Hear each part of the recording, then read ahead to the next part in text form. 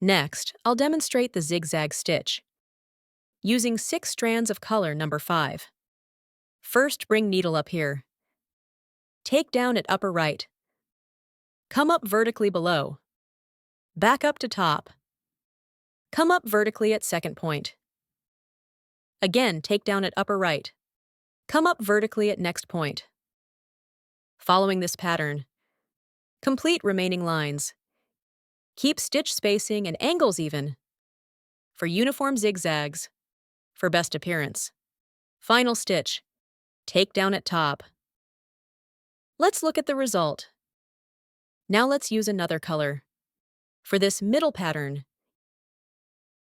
using 6 strands of color number 1. Same method. Start here. Take down at upper right. Come up vertically below, creating a V-shaped pattern.